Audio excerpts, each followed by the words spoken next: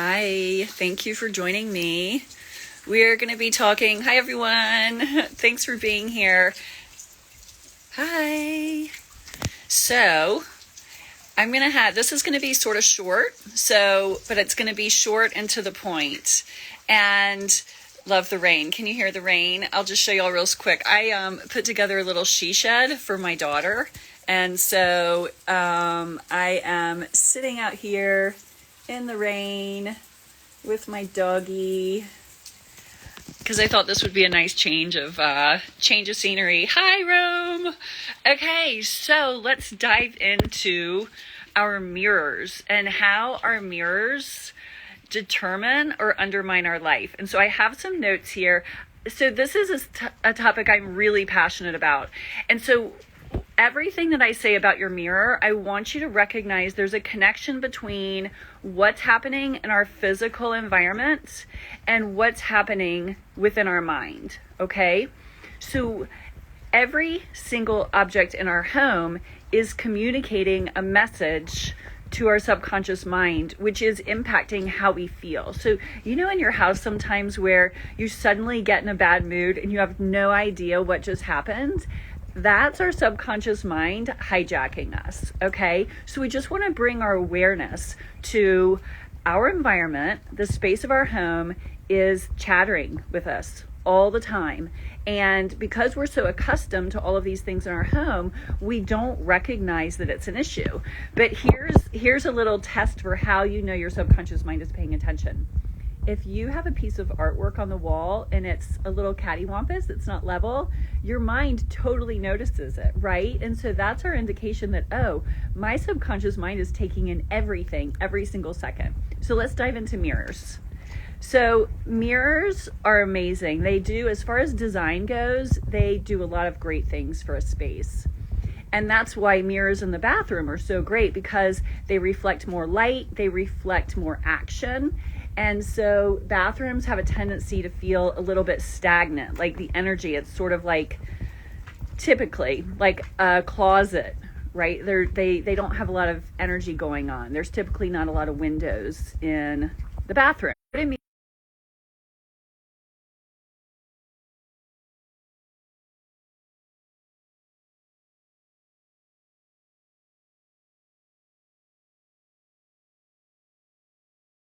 people can't see except we criticize ourselves for it, right? Like all of our wrinkles and all those things.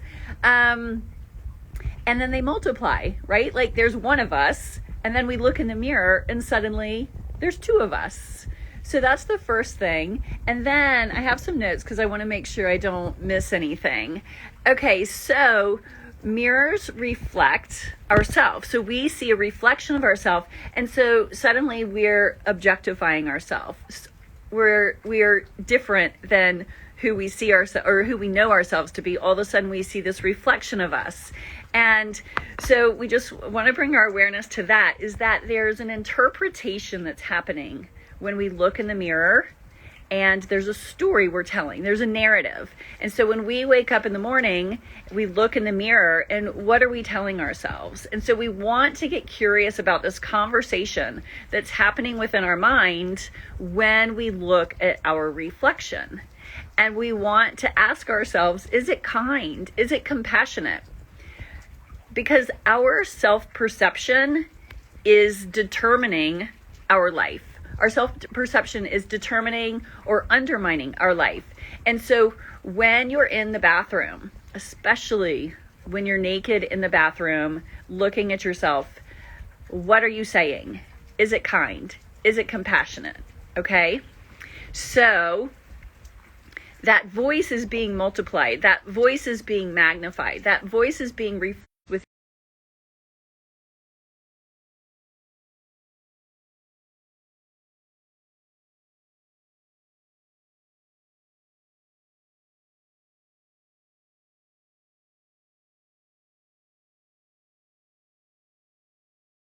a picture of myself on my bathroom mirror from when I'm like 5 or 6 years old, just to keep my self-talk in check. Am I being kind? How would I speak to this 5 or 6 year old version of myself? Would I speak the way I speak to myself in the silent cacophony of my own mind? Would I speak to that 5 or 6-year-old self? And the answer is no way. Like, we would never, ever speak to ourselves the way we speak, or we would never speak to our 5 or 6-year-old self the way we speak to ourselves. And we would never let someone else speak to that 5 or 6-year-old self the way we speak to ourselves. And so we just want to keep ourselves in check and recognize that our mirror is showing us in large part what that inner conversation is that's occurring within our subconscious mind. Okay? And here's one thing to remember, and I say it often, but just in case you don't know or haven't heard it yet, we have 50,000 to 75,000 thoughts every single day, but 95% of those thoughts are happening in our subconscious mind. And so if thoughts become things, which they do, then, and if we're not able to access 95% of those thoughts, we want to make sure that those thoughts are supporting what we want, right? So if thoughts become things, but we're unaware of 95% of our thoughts, what are they creating in our life? Okay, so that's really important. And our mirrors are informing us as to what some of the conversation that's happening within those 50,000 to 75,000 thoughts. Okay, so there's one more thing I want to look at. All right, so mirrors are how we objectify ourselves, right? So, and it just happens naturally. Like if we have a mirror, we're measuring ourselves up, typically. If we're not, then that's a good thing, right? Like we want to look in the mirror and we want to have compassion. We want to have self-love.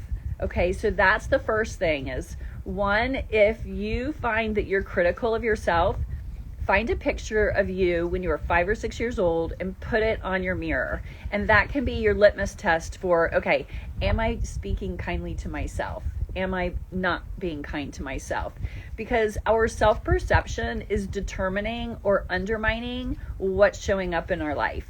Our self-perception is the lens that we see our world through. So if we feel like we're not good enough, that we don't measure up, that we're not worthy of love, or we're not deserving of success, like whatever those sort of erroneous conversations are happening within our mind, that's the way we engage with the world. And so our mirror is a huge, huge opportunity to look and see. It's like the looking glass, right? It's like the looking glass of our inner self. Like we get to see our reflection, but we also get to see and hear how we communicate with ourself. What's our relationship with ourself? Am I being self-honest? Am I being self-critical, right? Because self-honesty is based in love and compassion. And so there's no room in the bathroom for being cruel, being unkind. And our mirror is where that happens, okay? So a huge tool for self-awareness and self-growth and self-expansion is how we communicate with ourselves when we're looking in the mirror, specifically when we're naked in front of the mirror. Okay, so this is how we heal ourselves. This is how we help our daughters so they don't have to go through what we went through. Okay, so everything, all good things begin with how we care and love ourselves. And as far as our home goes, the most vulnerable place and the place where we can make the most significant change is in our reflection in the bathroom.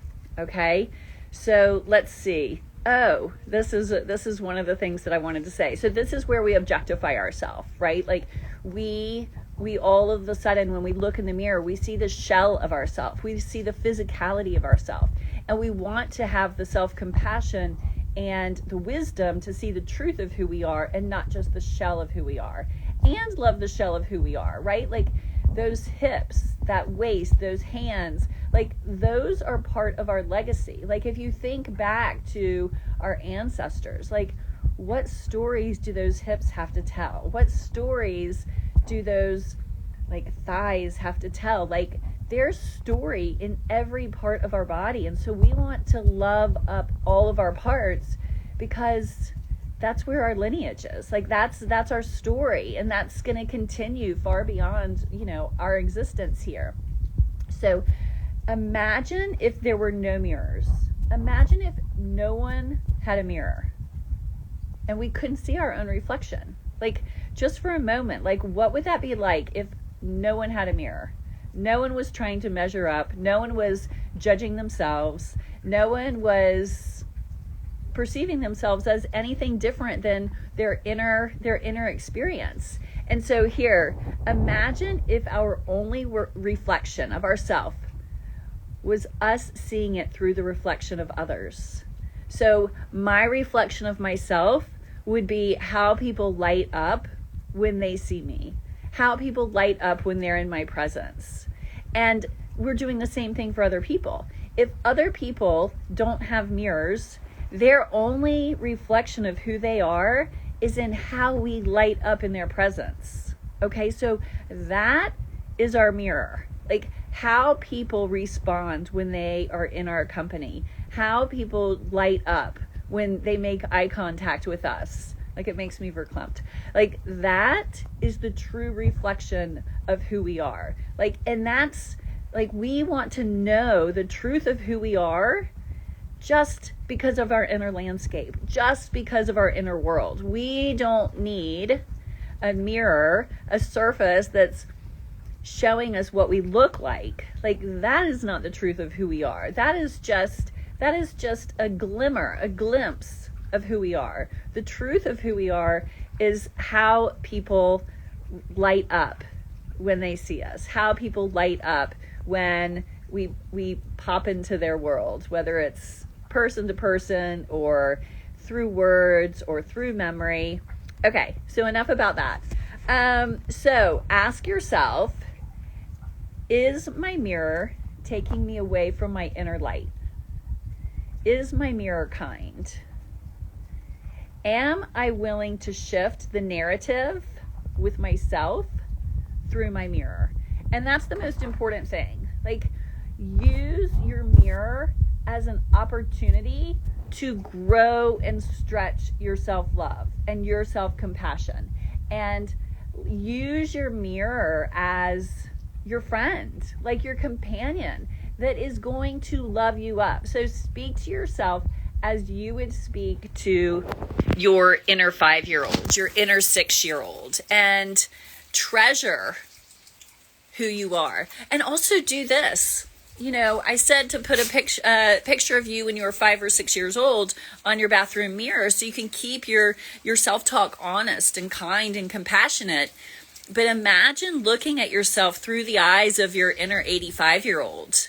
And what would that version of yourself tell you looking at you today through the eyes of an 85-year-old? Like, what would your reflection speak to them? I know for me, my inner 85-year-old would be like, you rock. Like, you are amazing. Like, you love yourself up because this is the youngest you're ever going to be. Like, so anyway, that is what I want to share about the mirror. We want to keep our self-talk in check, and we want to keep our self-talk kind and compassionate. And our mirror is an opportunity to see what's going on within our subconscious mind, because this work is truly about self-awareness and higher consciousness. And what is held in the subconscious mind before self-awareness is really dense for the most part, because it's the programming from our first 7 years of life. It's the programming that's kept us physically and emotionally alive, but it also kept us more in a fearful place. And that's not, entirely true, but by and large it is. And so the more we can bring awareness and light to these areas of the subconscious that no longer fit with us, no longer feel comfortable with the person we're becoming, we lighten that. And so we make space for higher consciousness. And it all happens through self-awareness. Okay, so our home is a canvas for bringing more self-awareness, and our home is an opportunity to align our life with more of what we want. Because here's the thing, we can accomplish anything we want. It's an alignment game. And so we want our home to align with what we want, so that this communication that happens, like always, like just innately, between our home and our subconscious mind is going to be aligned with our desires. And so remember, your home is a programming partner for the subconscious mind. And the subconscious mind is at the helm of whatever is going on in our life until we make the subconscious more conscious. And our home gives us direct access to the subconscious and an opportunity for making the subconscious more conscious. And how do we do that? We do that through desire and design. And that's what my approach to human flourishing and higher consciousness and just creating the life we want is all about. It's neurodesign and how our home and our mind are in a relationship, and how when we integrate our desire into these different elements of our home, we align our space, we align the inner environment of our mind with what we want, and that's when beneficial, immediate, and lasting change happens. So, if you're interested in learning more about this, you can watch my free masterclass. I have two. One is on desire, so type desire in the comments. One is on the power of home and mind. Type masterclass in the comments. And then if you're interested in integrating neurodesign and desire and higher consciousness into your work, or if you like the idea of creating work around empowering and inspiring others through the canvas of their home and their desires, then type empower in the comments below, and I'll send you a link to my certification program. So if you're just joining, I am going to record. I'm going to save this recording and I'm going to post it. And it's all about your mirror and the interconnected nature between what's showing up in your life, the conversation that's happening in your mirror, and the space of your home. So thank you all for being here, and I will pop up this recording within the next few minutes. If you have any questions, as always, please feel free to reach out to me. If you want to learn more about the power of your desire, type desire in the comments. If you want to learn more about the power of your home and mind and neurodesign, type masterclass in the comments below. And if you want to integrate